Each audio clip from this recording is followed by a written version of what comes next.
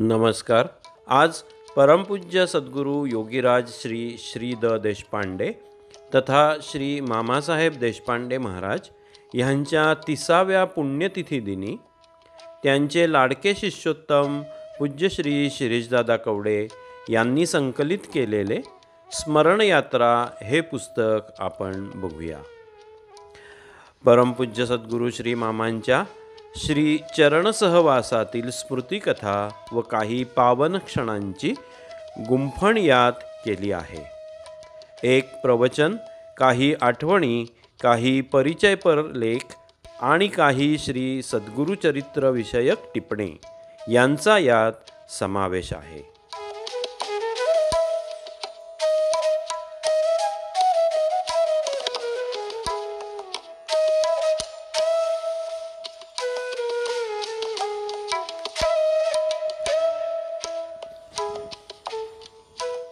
यातील प्रथम प्रकरण अखेरचे दिवस हे परमपूज्य सद्गुरू श्री मामांनी देह ठेवण्याचा प्रसंग व त्याआधीचा वर्षभराचा काळ यावर आहे।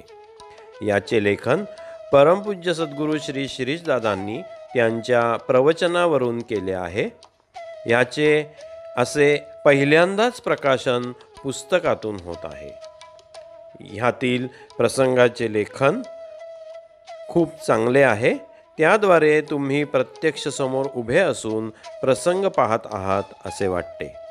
यात परमपूज्य श्री मामांनी दिलेल्या पूर्वसूचना व निर्वाणीच्या आज्ञा तसेच निर्याणाची पूर्वतयारी सूचित करणारे प्रसंग, श्री क्षेत्र दत्तधामची प्रतिष्ठापना, पूज्य श्री दादांना पुढील कार्याविषयी केलेल्या सूचना व प्रसादात मिळालेल्या पादुकांची व्यवस्था सांगितली आहे। परमपूज्य श्री मामांची पूज्य श्री शिरीषदादा यांनी केलेली अखेरची सेवा, पूज्य सौ ताईंच्या घरी नवीन कुकरमध्ये केलेला खिचडी प्रसाद व त्यानंतरचे फोटो सेशन याचे वर्णन आहे।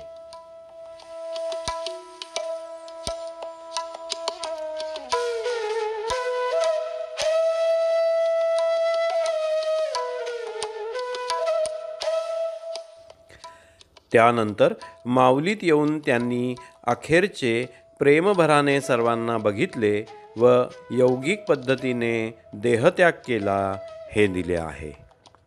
प्रत्यक्ष प्राणलय कसा झाला ते दिले आहे।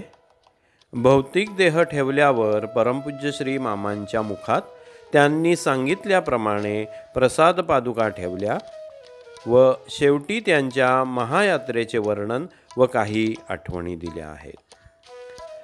परमपूज्य श्री मामांना ज्यांनी बघितले नाही त्यांना व नवीन साधकांना हे प्रकरण खूप काही शिकवून व न माहिती असलेली माहिती देते।